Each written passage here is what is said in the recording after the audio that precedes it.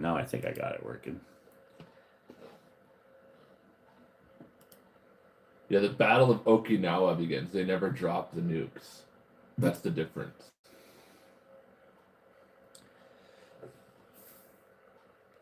All right. It's always so much a nicer camera. I mean, they did drop the nukes. I thought we never went through with the Battle of Okinawa in real life. In real life? Yeah, did they actually do the Battle of Okinawa? Oh, yeah. I always thought it was like they were going to, and then they dropped the bombs instead. Oh, no. Wow. Yeah, there was a lot of it. Yeah. At least I think, I don't know. Now you're all, what's going on now? Why is this gotta be difficult, man? I just want it to work. Okay. Wonder Glue enters the market in 2016. I like how they did the sugar bombs, the Yum Yum deviled eggs, the Salisbury steak, everything. Nuka-Cola. Yeah, Robco is founded by Robert House in 2042. That's kind of the biggest. Yeah. Because House also owned Vault-Tec, I believe, if I'm not mistaken. There's a possibility. Yeah, we could just talk about Fallout in general. That's fine. Let's do it. Grognak the Barbarian.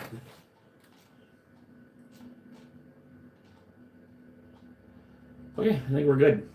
And Mr. Gusty was... oh, that's cool. Mr. Gutsy was manufactured first time in 2077, so right when the bomb spills and Right. Mr. Gutsy came out. That's why there's not a bunch of them. Okay, so what are we? Okay, Yeah. I'm ready when you are. 3, 2. Welcome back to Guffs Stuff Weekly Podcast. My name is Guff, And I'm Jabin. and we are talking about Fallout as the internet is. All things Fallout. So we're not going to try to do too many spoilers. Hopefully, for those who have not watched the new series, you should. You should watch it. It's really good. And as far as the game spoilers go, guess what? We're going to talk about whatever we want to the games. So Yeah, we've been out long enough now. I think what we'll do is we'll kind of give like a... We'll just talk about some of the games we played. Maybe give a little timeline.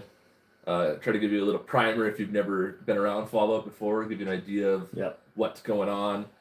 And if you have played Fallout before, this will just be a nostalgia thing where we can talk about Fallout in all of its glory. Yeah. Do you want to kick it off, or you want me to?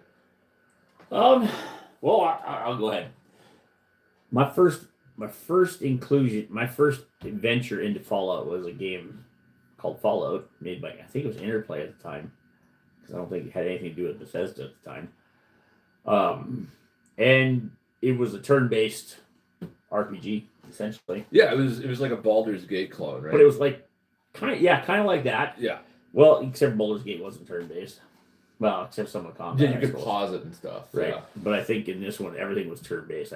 Because you had action points. Yeah.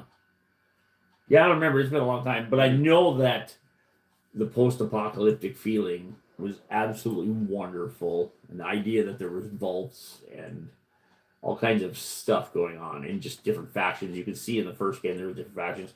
In the second game, there was even more. Mm-hmm. And so that's just kind of where it starts for me. Yeah. Fallout started for me when I had to buy a graphics card for my computer. I had an old computer, and I saw this game on the shelf, and I watched a YouTube video. This is way back in the day. Right. I watched a YouTube video of a guy like showing gameplay of like killing rad scorpions. Oh, and yeah. I'm like, oh, this looks sick. And then they showed the VAT system, and I'm like, oh my god, this is even crazier. And so I went and I bought Fallout 3. Oh, yep. And oh my god, did I dump hours into that game. It is me too. I put a lot of hours in all the games. I was a teenager basically when I, like, probably 14. I don't even know when Fallout 3 came out. It's a while ago. I want to say like 2007? 2008. 2008, close, okay, yeah. So yeah, I would have been... Yeah, I would have been about 13, which for a 13-year-old boy playing Fallout is like the pinnacle of everything you've ever played. Yeah. Because all I had before that was like a GameCube or Right. you know, like some older systems. So it was all party games. Yeah, and Mario. Fallout was a little more risque. Oh yeah. Like some of the verbiage and the some even in the Fallout 3 actually had better graphics than 1 and 2, but because 1 and 2 were more isometric view. Yeah, top down. Kind of watching the players move around. But yeah, that Fallout 3 is when Bethesda took over, I think. And they might have took over earlier. I think it was between 2 and 3. It might have been Tactics.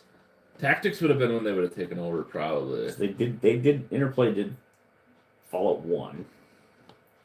Fallout 2 was... I think Bethesda bought it. Black Isles was number 2. I think Bethesda bought it in during Fallout 3. I think is when they bought it. Yeah. Well, anyway, yeah, beautiful games. Yep, Fallout 3 is when they acquired the IP. Okay. So... Well, it was well worth it. And not that the other companies were doing bad. They just changed the way the game was from a turn-based system to a kind of a first-person. Is it? Yeah, it's first-person, isn't it? Yeah, first-person RPG. Or third. You can play or third. Yeah, I can zoom out. It's the variable. It's one of the first ones to do that too. Right. But yeah, it was just an RPG that was 3D, three-dimensional RPG. You know. And yeah, I mean, God, that Capital Wasteland is probably my number 2 favorite setting in Fallout. Oh, absolutely! I loved the setting. I remember the first time I got Lincoln's repeater. Oh, in the Smithsonian, man, yeah. That was just like holy. I don't think I used any other gun. It shot what 44 rounds. Yeah, but it was just such a nice, like a hard ammo to lever find, action. Like, oh my god, man, I used that. I used that almost exclusively. And I was never a big power armor guy either. No, like I never did the power armor thing. I was like sneaking and small arms is what they called it back then. Now I think it's ballistics. Yeah, I don't know, something like that. But the cool thing about Fallout 3 was it also introduced all the energy weapons, and the tone of the setting was perfect. Yep. You had people that were thriving and laughing and having a great time in Tenpenny Tower. Yep. And you had the people of Megaton who were just barely scraping by. Living with an active nuclear warhead. And the one of the coolest things, I'm going to bridge the gap between the games and the series a little bit as we go along. Mm-hmm. And I think one of the best things the series does, I've seen so far, is that character choice of like, in Fallout, you have 3 choices whenever you take an action, basically. Right. An evil, a good, or a neutral. Right. And there's also this idea that, like, there's a neutral of, like, you're a steady neutral. Mm-hmm. Like, you'll always just try to benefit whoever's most harmed. Right. But there's also the neutral, there's a subset of that where, like, if you choose a really, really good action, and the next time you choose a really, really evil action, like you save the citizens of the town, but then you detonate the bomb in the town. Right. Like, you get a whole new karma set for that. Yeah, right. Everything. Yeah, like people don't know what to think of you, and right. And it impacts the way NPCs interact with you. Yeah, that was.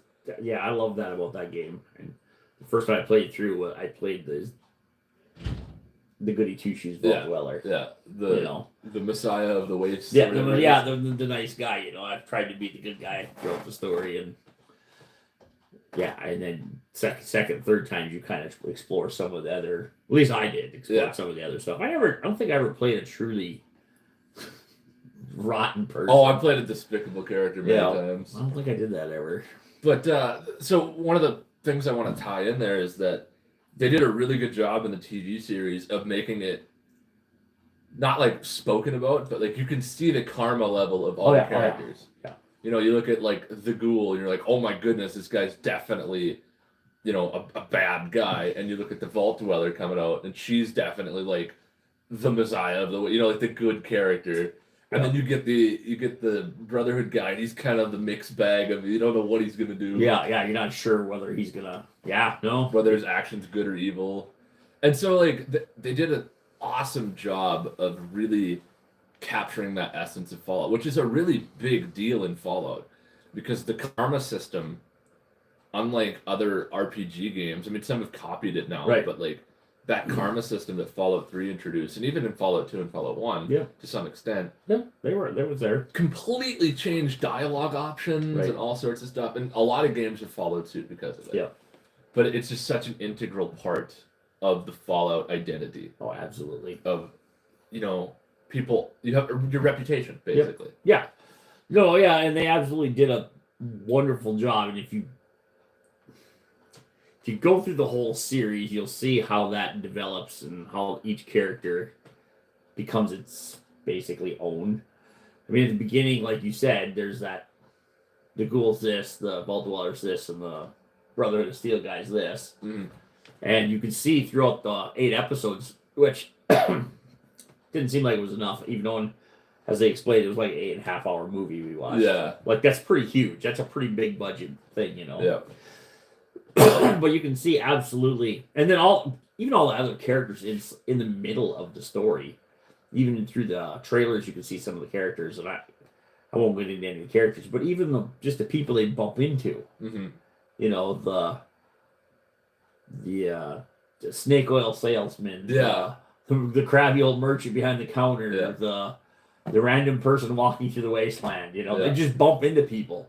Yeah, they really did a good job. Kind of like you do in the games. Exactly, yeah. Like, how many times do you walk through a game and someone runs up to you and, like, I think of my favorite Fallout of all time, Fallout New Vegas. Yep. I think of when you go into this town that's literally just burning in flames and some guy runs out, I won! Right. I won! Right. And you're like, what? What's going on here? Yeah.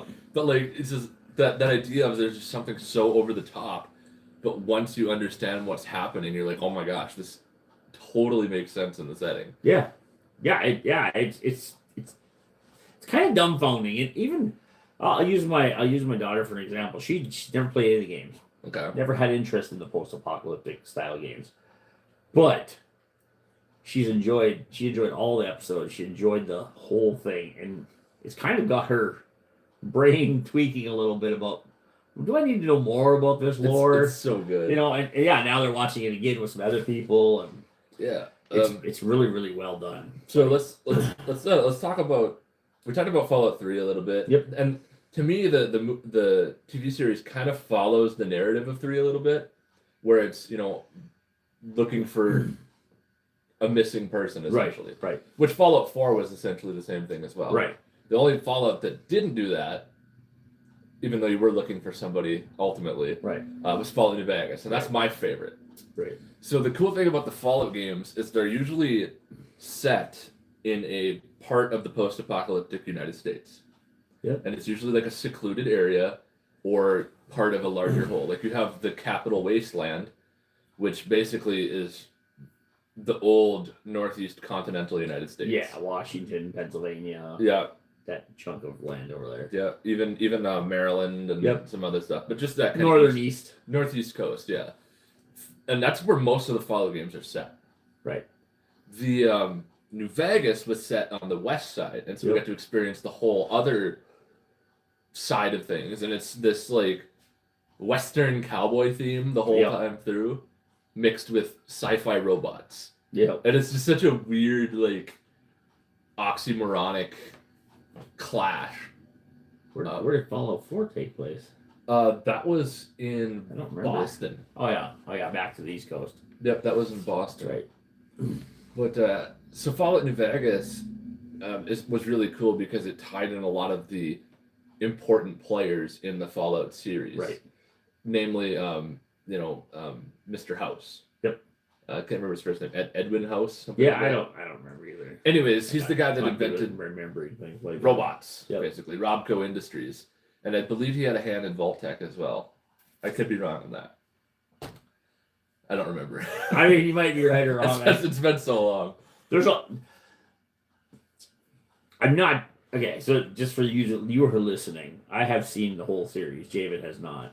So if I do not add something to it, and I say that I don't add something because there might be stuff brought up that might tie some of that together. Oh, that'd be cool. Like there is some lore that they do add in the series that's not necessarily in the games. Okay. And I know we're kind of getting a little ahead of ourselves, but I was watching our interview with Todd Howard, and the main guy who directed it all, and basically Bethesda got involved in the Fallout series because one, it's their a license obviously, but they also wanted to make sure that stuff that happened in the movie or the series doesn't affect what they're creating in Fallout 5.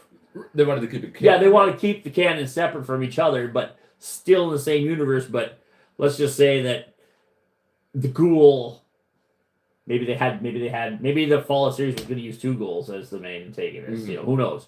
And maybe one of them was named some guy that was going to be in the Fallout 5 game. And they're like, that don't work like that. We can't do that, you know? Not that that's what was happening, because they didn't say what was happening. But when Fallout 5 comes out, we'll know, obviously, then. I really hope at some point, and this has always been like... There are some tie-togethers, though, for sure. Cool. Well, it's good that like Bethesda like oversaw it and like made sure that they stuck true to it. Because they did not hold any punches in that series. No. From what I've seen so far. No, and they don't. There's never like, does you it see get the bloody tamed. mess perk of like just heads exploding and like they don't mess around. Wacky wastelands there. You know, like a lot of the stuff that you find in the games. All of it's there. Just fits so well. Even the junk launcher. Yeah. No, that was like what? Where you know Yeah. It's awesome. Yeah, so a lot of the iconic weapons are there. There's even a Ripper that shows up at some point, and it's used for a pretty nefarious purpose. We'll say. Well, I mean, it's a Ripper, so but a lot of it. It's great. So back to Fallout New Vegas. I just wanted to reference that. I know I do avoid some questions, but that's just because I know answers now. Yeah. So Fallout New Vegas takes place on the West Coast, and it's basically it's Fallout: The Battle for Hoover Dam, the game. Yeah. Like that's the whole idea. And there's tons of different factions. It's the first one that really introduced a faction system where you could have reputation with factions. Right. And you could like also put on clothing to disguise yourself as a member of a faction in case bless you. In case you're hostile to one of them or something. Right. And then they won't know until they talk to you that like, you're that guy. So yeah, it's pretty cool that way. And then we get to Fallout 4, which was Boston, and the storyline for that was crazy. Yeah. No, they amped up the storyline from like, I mean, it kind of went back to 3, where 3 had a pretty grand storyline. Yep. Vegas was a pretty simple story. It was a revenge story at its heart. Right. Where Fallout 4 was, there's still revenge, I guess, at its heart. Right. But there's just so much extra that. Well, they go back to the beginning of when the war. Well, when bombs were dropped. Yeah, when the bombs in certain were dropped, areas of the world, which, in its own right, is so confusing because there's so many. Everything we're talking about, all the Fallout games, all the Fallout series, the TV series now, they all take place in the universe at the same time as other parts. Yeah.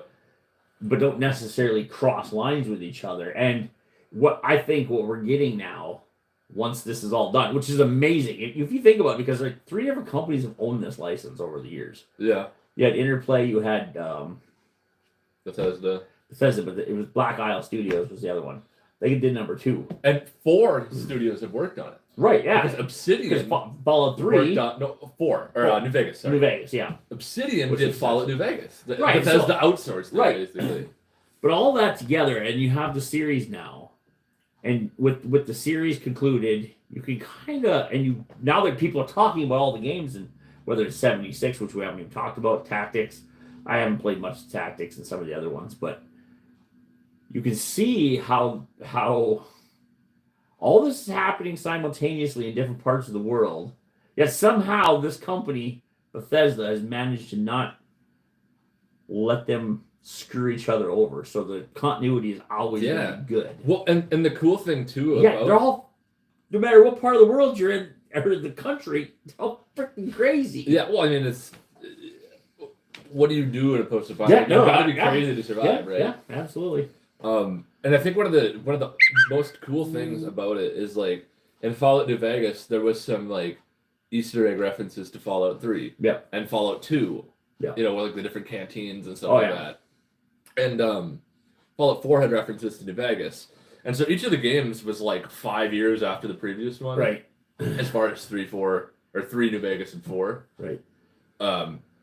So like they've done a good job of, like you said, like keeping it separate, but also like within a decade of each still other. making it feel like you're either playing when you're playing the game, you feel like you're in the same world, and it's not that like, oh wow, this is like I could be going across the same place that my character and the other one did. Yeah. Even though technically you wouldn't be because you'd be in different zones, but yeah.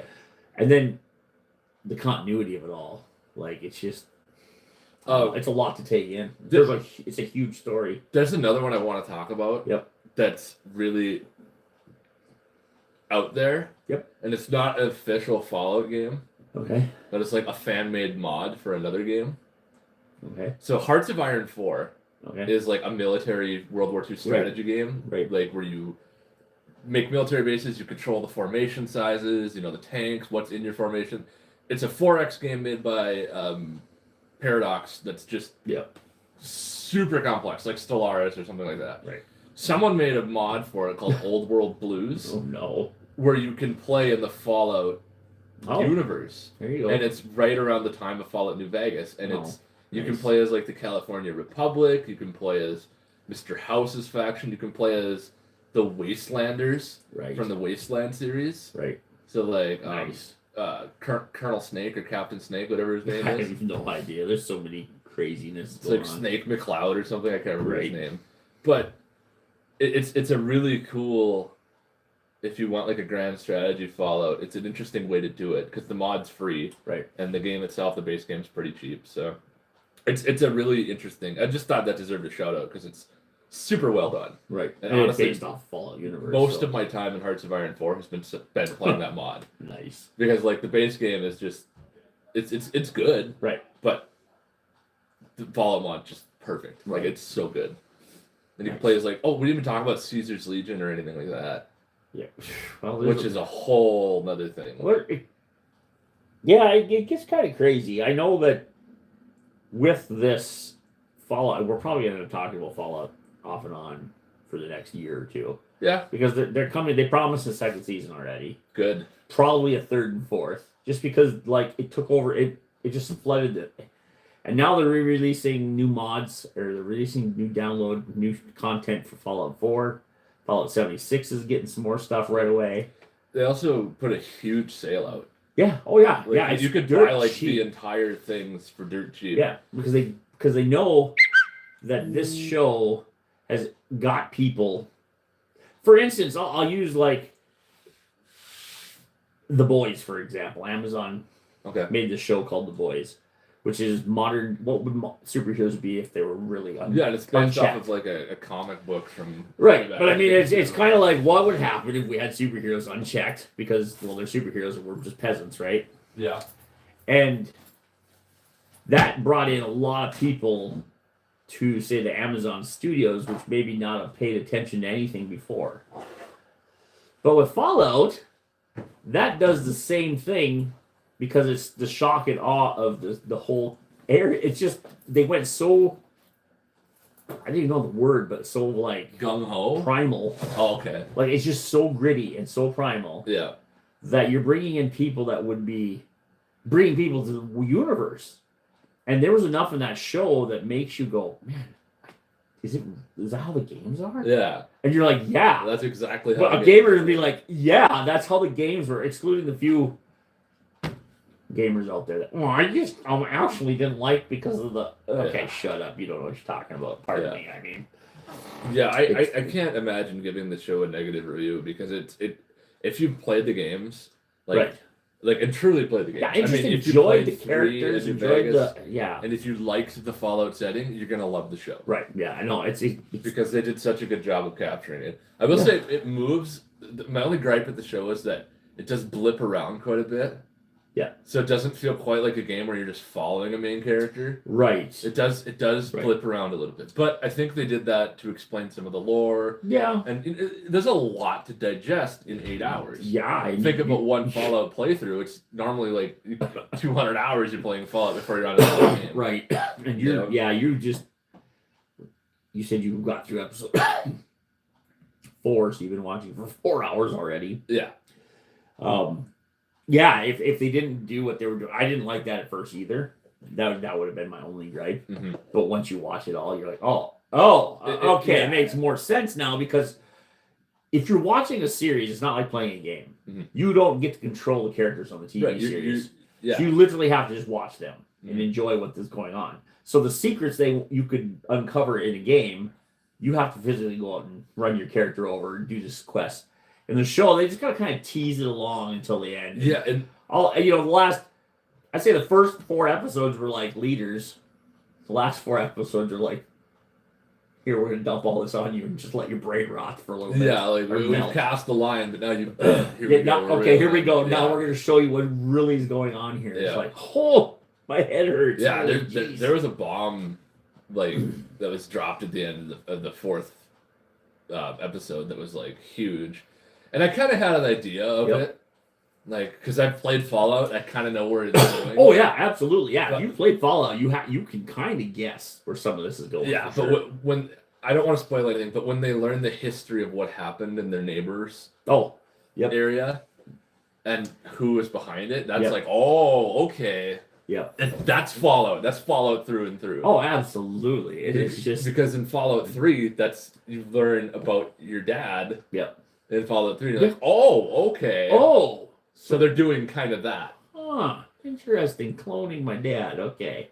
This is cool. In the 3 or 4. Is it? That was 4. Yeah, 4 was cloning. Yeah. 3 wasn't cloning. Yeah, but in 3 it was your dad, left, and you had to go find him basically. Right. Well, yeah, we can spoil anything there. That don't matter. Yeah, because you learn that in the first episode. It's not really a spoiler. Right.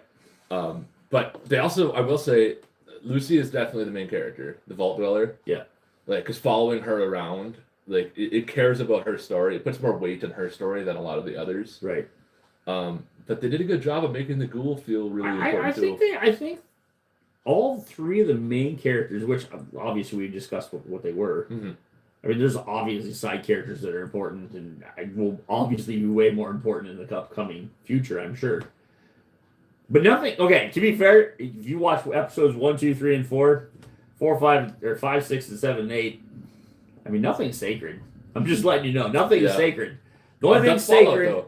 The only thing sacred would be, like you said, the main characters. And they're not even that sacred. I mean, things happen, and that's just. They also did a really good job of like doing the magical hand waving with the stim packs. Right. Like, because like in the game, you plug a stim pack and you're like, okay, what's it do? I don't know. I'm healing. Yeah. But like that's what it does in the movie or in the series. Exactly. You just shove a stim pack in and so basically everything. I seen that the first time. I'm like, that is beautiful. It looks exactly like the game. Like they did not mess around. This is not spoilers, so this stuff we can talk about without ruining anything. Yeah. But if you talk about the cherry bomb, the sugar. Sugar bomb. Sugar bomb. Yeah, sugar bomb. Yum yum deviled eggs. Yum yum. All that is in the series. Yeah. All of it. Like all of it. Every weird drug you can imagine. Maybe they don't use it, but it'll be on a counter somewhere, or it's in the background, or someo's. Yeah, like when you first see the guy use jet. You're right, like, yeah, jet. Yeah, I know what that is. Yep, exactly. And the guy's like, oh crap. Yep. And it's like, that was just so, like, if you're a Fall guy, non-Fallout people are going to be like, I don't understand it. Mm-hmm. But you don't need to because you have the 1950s, you have toasters, you have things that you're like, why is that so important? Yeah. Well, I mean, think about it. If World War II would have happened differently, toaster might be the technology of the day for us. Or another one of my favorites is the Vault-Tec cyanide. Yeah. How often do we see that in the show? Right, like, all the time. Right. Basically. Yeah, it's amazing. I love all the little details. One of the things I do want to talk about is like my hopes for the next Fallout game. Yep. And I don't know where it's going to be set. I think I have no idea. To be honest with you, I'm guessing on the West Coast. I hope they go West Coast again. Just because of the way Todd Howard said that we had to kind of curb some of the stuff they wanted to do in the series to not interfere with the canon that we're putting in the game. Yeah, because I think they don't want the two canons fighting with each other and changing stories up. I think the intended ending of Fallout New Vegas was supposed to be NCR capturing the Hoover Dam. Yeah, right. I think that was the intended ending. Right. There's the Yes Man ending. There's the House Wins ending. I can also see them doing the House Wins ending as like the canon ending as well, where New Vegas just stays a sovereign state. Right. The NCR is when you had the the Rangers come in and all that. That's one I did. The New California Republic, yeah. Which is Fallout series. Which the New California Republic's basically like, people say the Enclave was supposed to be the last vestige of the United States government. Honestly, the NCR is probably the closest thing they have to like a real, like, government.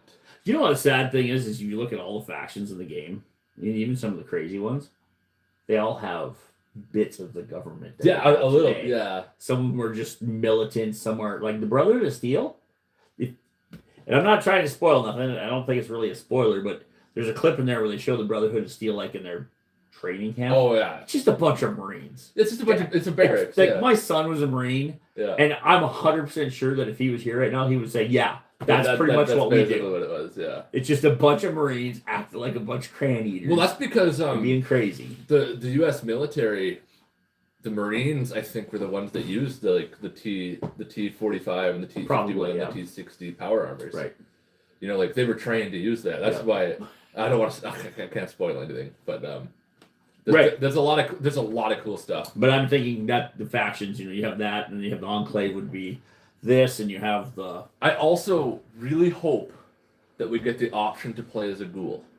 We've never had it. That's true. And now that there's canon for ghouls, and where they introduce a mechanic where you need to, take drugs and slurp down Radaway and like to keep yourself from going feral. That would be a cool mechanic, right? And they've never crossed that line in Fallout. No. They've had good ghouls and bad ghouls and neutral ghouls. Yeah, your feral ghouls. And feral ghouls, glowing ones, like lots of crazy stuff.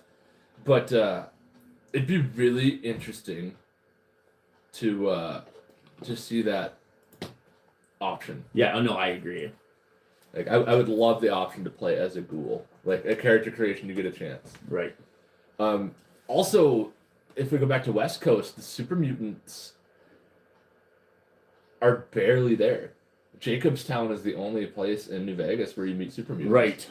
And then they also had that super mutant variant in Fallout New Vegas that were just terrifying. Right. Yeah. Because super mutants have this thing where they can get addicted to stealth boys. Right.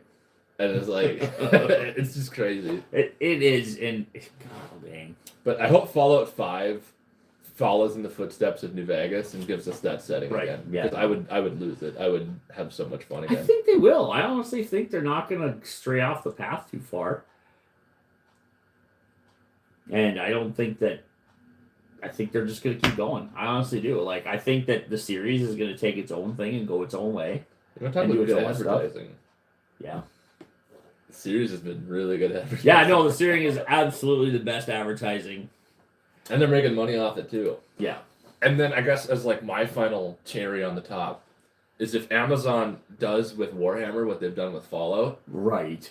I'm gonna be so happy. Like, Amazon's gonna be my number one. Like, I'm sorry, but I'm keeping that Prime subscription because I know if you do with Warhammer and stay true like you did to Fallout, right? I'm in. I'm 100% in because you've stayed true. It's gritty. It's really weird because the tone is perfect. Gosh, Amazon started off so. I don't want to offend anybody or use bad words, but they were so woke for so initial. When they first started their studios, it was almost like, oh, okay, well, this will be the BET for the woke people, the Black Entertainment Television for the woke people.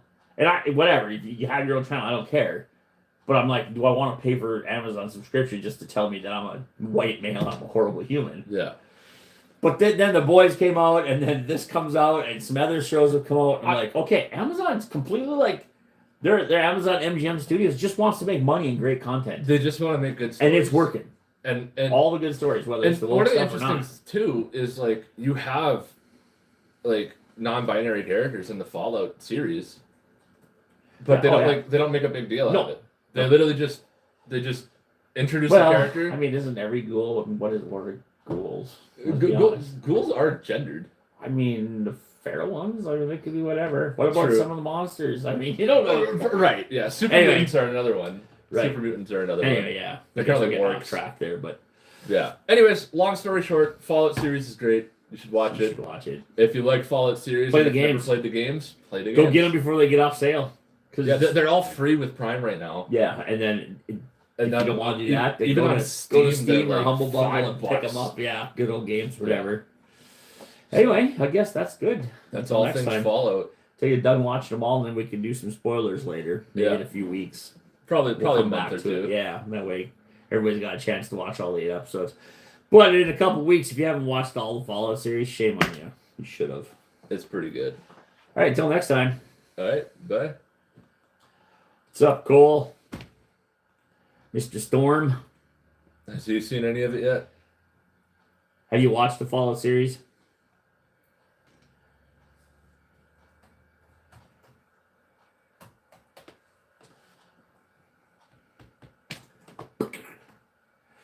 Dude, I just...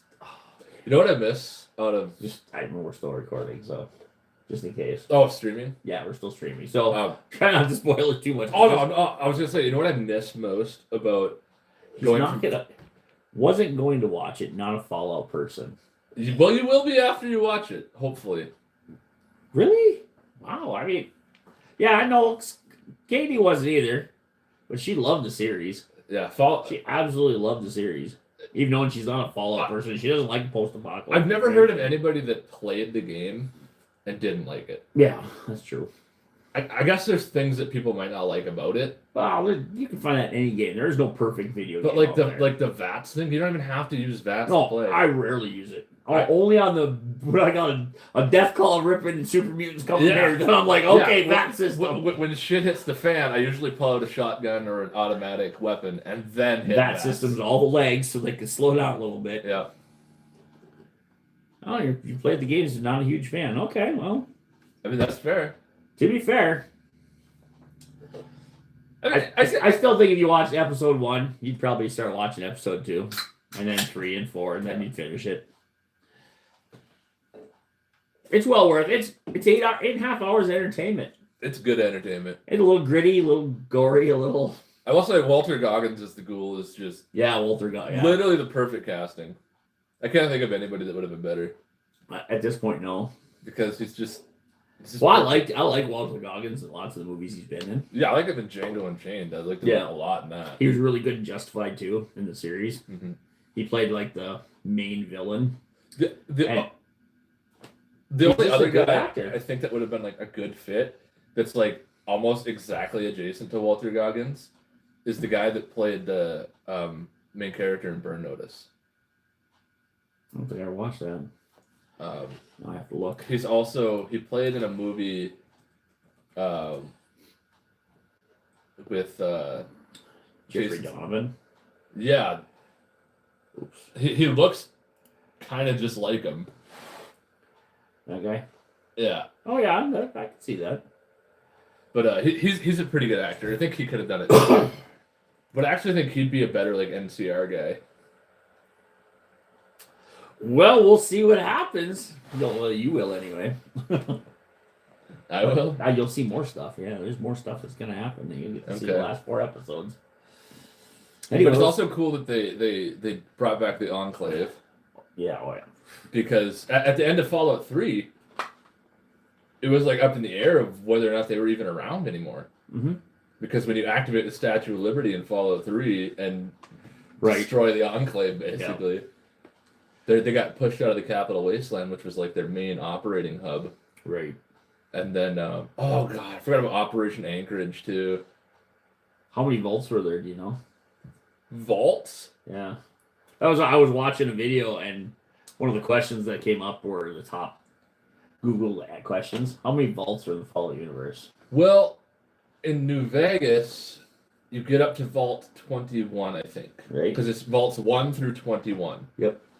So Vault 1 is in New Vegas. Yep. Like, Vault 1 is one of the very first vaults was there. And then I want to say in Fallout 3 you're from Vault 101. 111 maybe.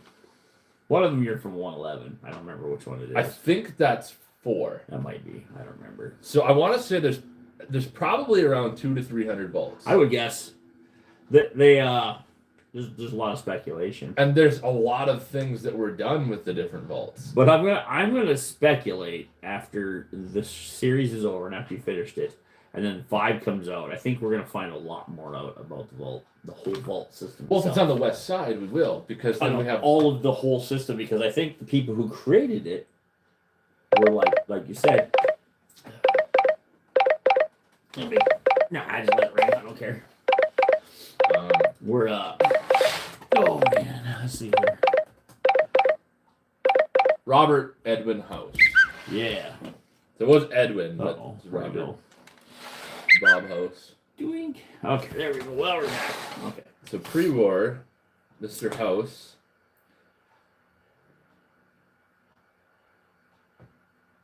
I'm getting so much spam calls lately. Good lord.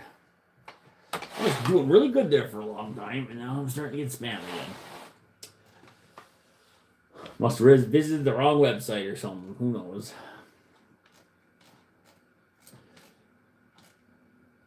Anyway, my phone's over there, so I can't really look at my phone and tell you. Let's talk about Fallout, which is what I really wanted to talk about today. Well, we did do that. We should talk about. Man, I could put it on my phone. What are we playing? You're playing Northgard. I'm playing a lot of Northgard. I'm playing a little bit of Ascended, and I'm playing some other miscellaneous games. Ark here and there. Stardew, we've been playing Stardew. Yeah. We could talk about that. Yeah, I think we've talked about that before. Not the multiplayer part we haven't. No. 8-person. No. But maybe we'll just do a hodgepodge. Shop Talk episode 4. Miscellaneous games that we play. No, Shop Talk's mostly about just what's going on around here, right? Mm-hmm. So let's just talk about the random games that we're doing. All right, what we're playing. Maybe whatever. April 2024. Sure. Okay. Yeah, because there's an update on Company of Heroes I want to talk about too, which we did talk about a little bit. But I've played some of it now. Okay. And it's so much better. Okay. I think.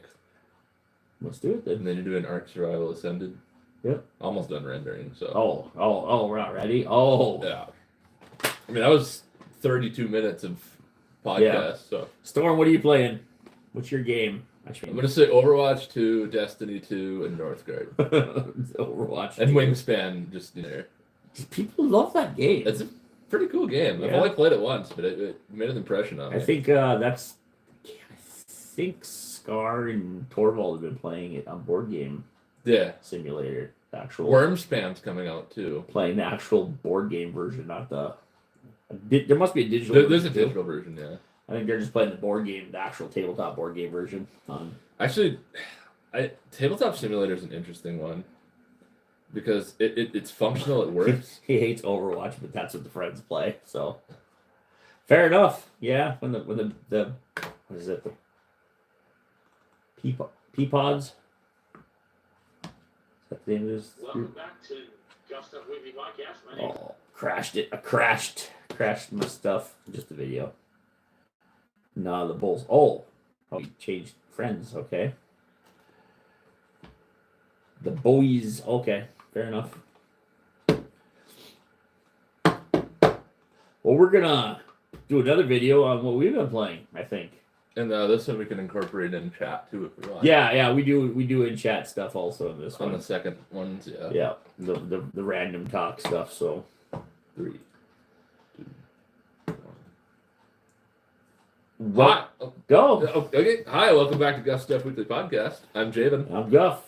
Today we're going to talk about what we're playing. Follow-up, yeah. What we're playing April 2024. Yeah. What we've been rocking out to. Yeah. What we're looking forward to, maybe, and just kind of talking about our games because why not? So, what have you been dumping hours into? What's your most played game in the past month? Would you say? Oh, past month? Yeah. Oh, that's a rough one. Because I didn't start playing Ascended just until about 2 weeks ago. What does that take? That's probably taken over, mostly because a friend of ours decided that he wanted to open up a server, and Ark Survival. Ark Survival Ascended. Gotcha. Yeah. Okay, I didn't know what you meant by Ascended. Sorry. Yeah, no, it's Ark Survival Ascended, which is a little different than the other Ark. In fact, it's considerably different, and I'll go over some of the changes. But I like to support as many people as I can. when someone pays for a server, I try to jump on the server. In some cases, there's 2 or 3 of you paying for servers, like in the case of Storm getting paid at Pal World, my buddy getting Pal World.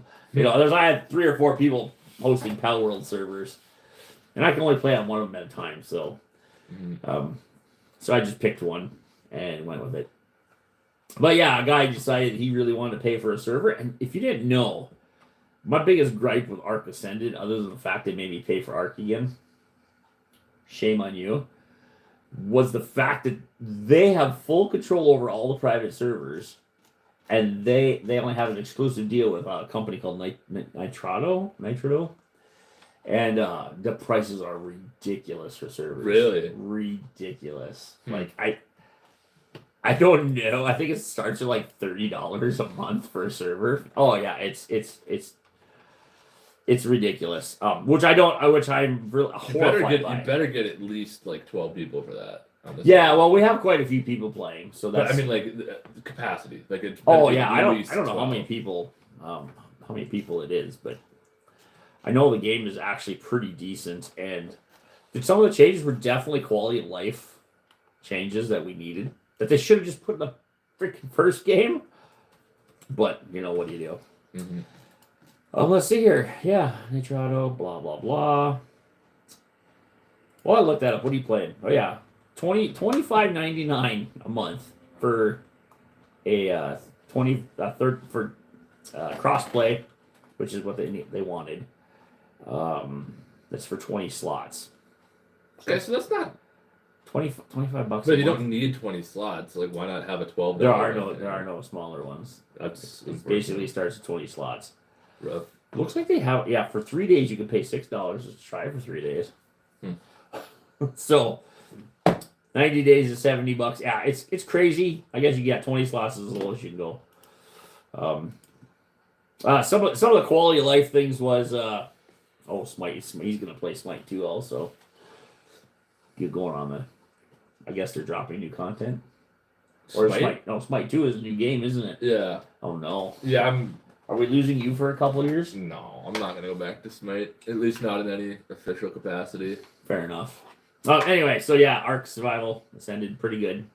It's been good. They've been a lot of weird bugs. It's I suppose they're going through the growing pains. Wildcard Studios, Wildcat Studios, maybe. Yeah, I don't know. They're just, if any other company would be running, I shouldn't say any. They've done a good job of this stuff. Like, it's beautiful. The game, it's Unreal 5, and the visuals. Even if you take the lowest settings to the highest settings, which at one point I had to run the lowest settings because it was so buggy. Well, they released a patch for Scorched Earth. They released Scorched Earth map, and they patched the whole system, and everything just went haywire. So you pretty much had to play in the lowest resolution possible. Otherwise, some of the high-end graphics would just go wonko and crash your system every time you log in. And even in the lowest settings, it was better than most games in their higher settings. It was just that beautiful of a game. Like, the dinos are so realistic, and the foliage, and other than the magic rocks, which are I don't know why they can't fix that. But guess what? It doesn't rain indoors anymore. Nice. They fixed that after millions and billions of dollars. After a decade. Right. Anyway, yeah. So that's what's going on there. Cool. What are you playing?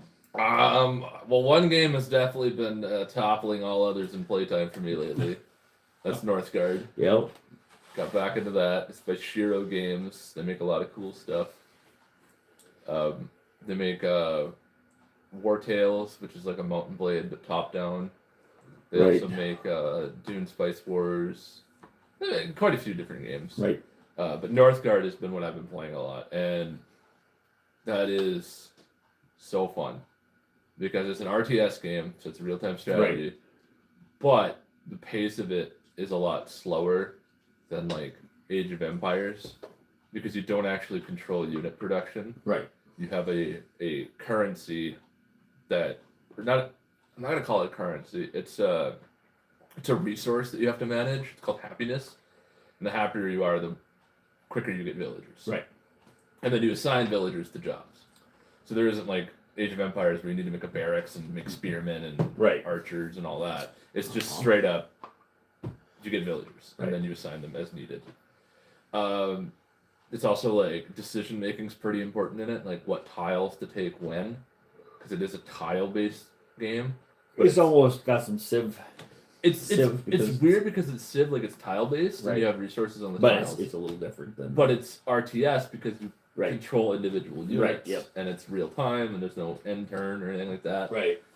Also, you have to deal with like winters and different events that like will summon like ghosts on your coastal tiles, or the Kraken will appear, and then you got to bring all your ships back really quick so it doesn't kill. I recall correctly, there's seasons too, right? Or is that just through the campaign that I was playing? There is seasons, but it's only summer and winter that matter. Okay. With the exception of one clan. Okay. With the Ratatoskr, the Squirrel Clan, they have a fall season where they Squirrel Clan. Yeah, where they get Ratatoskr. Yeah. You know, he's the Norse squirrel that goes up and talks to Reisfelg and goes down and talks to Nidhogg and delivers insults between them. Absolutely. So they did a great job of like really making the Norse mythology kind of feel good, and all the clans feel pretty unique. Right. I know that I played the base game and I know everything was pretty cool. Yeah, it's a really neat I haven't played any of the newer stuff or any of the extra content. And then a lot of the newer clans have just absolutely wild mechanics. Like a great example is the Southern Kingdoms. So it's like England and France basically. Right. And they have it's a completely different game. Right. Like when you play, because like the buildings you make, the villagers you have, the units you have. Well, they had different ways of living than the all Viking guys did. Yeah. Back in the homeland. And it's like, because with the Norsemen, every building can basically have 2 workers. Right. And so like you put 2 workers in it.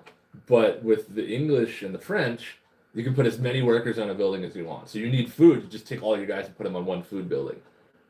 And you only... You don't have to build another fisherman's hut or another hunting lodge or another farm. You just literally put everybody in one building. Nice. But they have this thing called livability, where like if the tile's not developed or doesn't have houses or taverns or anything, then you can only put so many workers on it. Okay. So like you have to like improve your tiles. It's kind of more about building tall, if you're familiar with that term. Yep. It's more about building tall and like developing what you have rather than just expanding. Right. Where the Norse, you want to expand. Actually, a lot of RTSs are like that. Most people don't take advantage of that system. When I play an RTS, I generally do take the tall over the wide. I like building tall because it's less stuff to manage. Yeah, it's definitely less stuff, and then your unit 1-for-1 is going to be usually way more robust than the other person's similar unit. So it's cool because there's a clan that's all about building tall. It's called Ox Clan. They're tall, but also kind of want to be wide in a certain way. Is that clans with the forts? That's the clans with the forts. Yep. That's the Southern realms. Those are rough. It's a whole different game. Like, because you don't get defensive towers, you build forts, and you get like a domain lord that like has a giant sword and a lot of health, and he just sits in the tile, but just waiting for you to come along so he can maul you. And then you can do things where like you upgrade it, and then he can go into adjacent tiles, and like there's a lot more to micromanage with the Southern Kingdoms, in my opinion. It's a busy game. And it's cool because Northgard almost plays like a city builder up to a certain point. Right. Where like you're just fighting the environment, trying to collect resources and make your city bigger. And then if you're going for a domination victory, then at some point you just put down a bunch of war camps, because rather than like having a pop limit based on houses, your military population is kept separate. Oh, nice. So they count towards your villagers, but your villagers don't increase your military. Right. So you have to build war camps to actually increase the size of your military. That's kind of handy. It's a really neat way of doing it. Right. So do you guys play mostly PvP or PvE, or we do a mix? You guys play against the NPC? Most of the time we're playing against the highest difficulty computer, and we're doing conquests if I'm playing with one other person, which is like this alternate game mode where you have different map scenarios and different victory conditions. Okay. Nice. And you also get like buffs for your clan after each one you finish. It's almost like a roguelite in a way. That's cool. But yeah, Northgard's been just a blast. Yeah, I had been tempted, but I just got too many games going on. I can't really jump outside. We started this thing where the people on Discord to schedule events and ask for people to play events, and I found that I've been playing a lot of games, and it's getting to be a little burdensome on my time. So I haven't really got into anything like that. I want to, but then I have to dump another game, essentially. Well, and that's one of the nice things too about an RTS is like you can put in as much or as little time as you want. Yeah.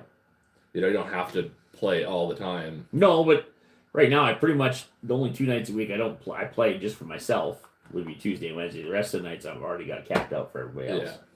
Yeah. Like tonight, tonight when I go home, we're playing Medieval. Medieval Dynasty, yeah. Which has been. So I guarantee it's way more fun with players co-op than it is by yourself. Because I played it by myself. It was just such a grind. Just well, you got to build the whole village by yourself. And tell you what, I don't know if you've ever played a game like that, but for those who have played any of the Dynasty style games, because I hear they're all fairly similar, it's just a lot of resource gathering. And by yourself, trying to build the whole village and recruit people to live there and help you, it's a grind. It is a terrible grind. I suppose But when you got 4 players like we do, it's a pretty smooth grind. We all do our own things, and it's just like nice. When we play Stardew. Yeah. Yes. Yeah. Again, we're playing Stardew. Co-op. That's Stardew. Every Friday I think we play Stardew co-op. And having multiple people in that game just makes it way smoother. I mean, you can burn through. Like we had railroad cars by the end of spring. Yeah. Like just so fast. Yep. Yeah, it's you still got your own missions to do and building up your own character, but it's kind of nice to not have to. I very rarely go into the mines. I haven't needed to. I haven't watered. I've watered like 12 crops. That's the ones you placed crazy in front of your house. No, I never watered those. People wild. No, I never watered those. Not mine. That was funny as heck. Anyway, people are getting pretty upset about. So yeah, we've been playing that, and then I think on Monday I'll probably be getting out of that game. We've been playing Tribes of Midgard, which it's another fun game, but it's just another day that. Well, I think the triple two is like, it seems like a lot of the games that you've been playing have been like survival crafting, which you play a lot anyway. Oh, yeah, but they're all a grind. Yeah. You know what I mean? And there's no game that's like. They just take away from my time too. And they're all time sinks, basically. And they all take a lot of time. Yeah. So I don't know how I'm gonna. I think that's why I like Northgard is because I can play a bunch of games, but what do I play on Saturday? They're all separate, We play something on Saturdays. Tabletop RPGs. I'm trying to think. I have Saturdays booked for something. I don't know what it is now, though. Maybe that's my. I don't know. Is that your auction day? No, I don't know. I don't know what I do on Saturdays. I guess. I know you typically you're in the store. Yeah, well, yeah, I go for work. Yeah, but I'm talking after I get home and play video games. I also dabbled in a little bit of Lethal Company. Oh yeah, that's like that. That's an interesting game. Game I've ever played, but it's fun. Like it's fun to just mess around with people and have a good time. Games that lend itself to trolling other players pretty well. Oh yeah. Well, I wrote that. I'm not allowed to use together beehives anymore. No, I heard you were throwing them in the. The one time I did. And the second time was unintentional. That was an accident. It was an accident. I wasn't expecting to get killed by the bees right outside the door. Like that was not in the plan. Oh, that's funny. Yeah, you control people in that game. I know there's one guy that comes to the store and he was just done with one of the other guys that come in here also. Gamer Joe was just basically done with Gamer 7. Okay. And he took a shovel and killed everybody in the game. He sat there and he waited. He killed everybody. And then there was one guy out running around, and he come back and he's like, "Hey, where'd everybody go? Where'd everybody go?" And Gamer Joe wouldn't answer, and so the other guy come back to the base, opens up or back to the ship. It's right, it's the ship. Open up the door and there's Gamer Joe waiting with a shovel and cracked him in the head and murdered him right there. Everybody's like, "What are you doing?" He's like, "I'm just done. I'm just done with all of you." And they kept playing after that. Everything kind of calmed down a little bit, but that's a game you can definitely want to. That's funny. Oh, Storm says he wants to play Stellaris some more. Yeah, actually, it's funny because Gamer Joe plays a lot of Stellaris. He's got a lot of hours in that game. I never played multiplayer with that. Is it multiplayer is interesting. How does that work with multiplayer? It's the same as a normal game. Okay, so just... But you can pause it and all that. Okay. And so what we usually try to do is we try to play it on not normal speed, but 1 speed up. Right. And then no pausing. Okay. So you want to have a little, like, know-how in the game to start with. Right. Because otherwise you're going to be pausing to read events, and then the game just goes on forever. Right. And so it's nice to have the no pause rule and, like, not the fastest speed. Right. And then if you do need to pause, you can pause. Like, if there's something crazy going on, just like, hey, I need to pause. Okay, pause. Huh. So, like, we're pretty chill about it. But yeah, Stellaris multiplayer is pretty fun. I never played Stellaris multiplayer. It's fun. It's worth trying. I don't think I've actually beat... I never played through the whole Stellaris. That's my only problem with Stellaris, is that it just takes so forever. Long. And then what you do is you actually up the technology pace. Yeah. And then you lower the final year So by 100 years. I know after my first scientist died of old age. I'm like, what the frick kind of game? Like, how many scientists do I have to die of old age before I'm finally teched out? A lot. Like, that's just ridiculous. It's ridiculous. That's why you go synthetic conversion. I suppose, and yeah. you put everybody's brain in a jar and then just no one ever dies. Yeah, well, I'm sure there's negatives to that, too. You upload their consciousness. Nah, there's no negatives. You don't have to use food anymore. Yeah, no. There's a lot of negatives to everything in that game. Nah. Consequences for your actions. Synthetic evolution's just the way to go. Might be a nice way to do it. I guess the last one I've been doing is a little bit of Helldivers, which we've talked about before, but some Company Heroes 3 again. They went quote unquote independent. Yep. For whatever that means. But basically, they broke off from Sega. Right. And then they released a month ahead of schedule. They released 2 battle groups for the 2 factions that didn't have extra battle groups. Right. So they didn't charge anything for them. They just literally gave you. Have it. You didn't even have to do the in-game like accrued currency. Right. Just have them. Here you go. Use them. That's kind of nice. And so that was a good show of faith. And then the balance has been interesting to say the least. There was a moment where you could cloak tiger tanks and make them invisible. That's what you want to do. Is have tiger up tanks to a certain running around. point.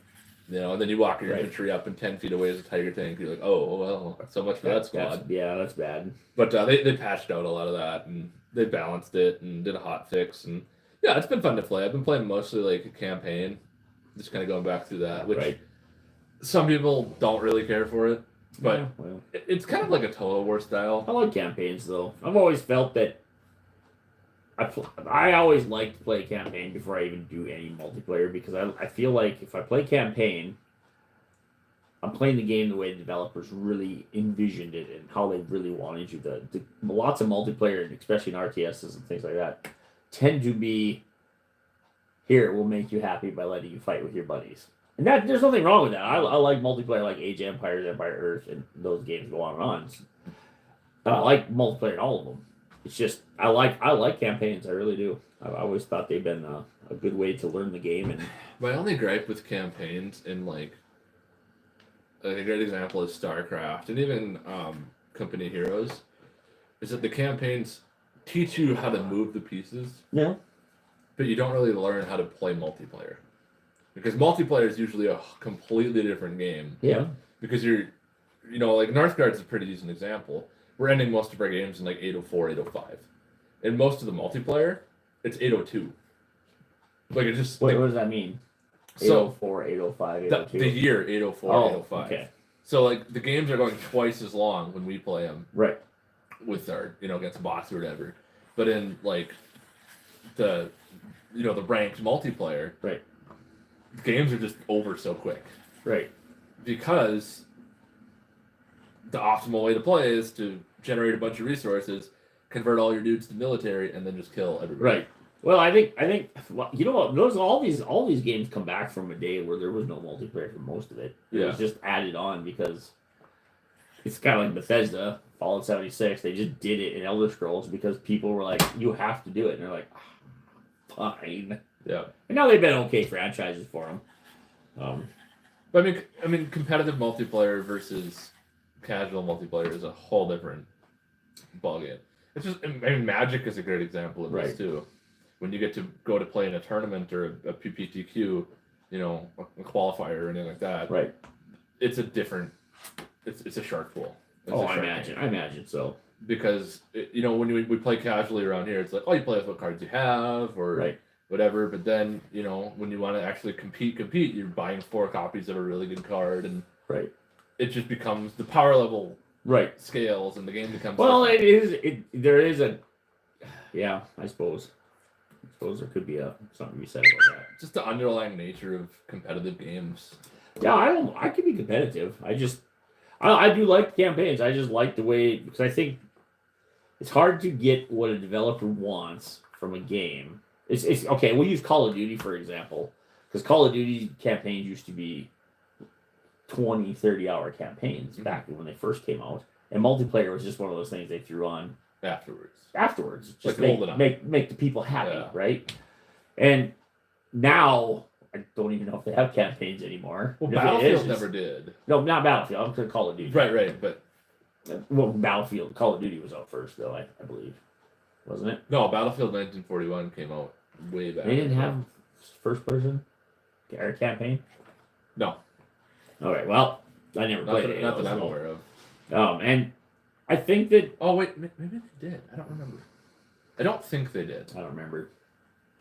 I just think that you can play the game, and then people want to play the multiplayer than the campaigns now, which is perfectly acceptable. I mean, Call of Duty's only been out forever.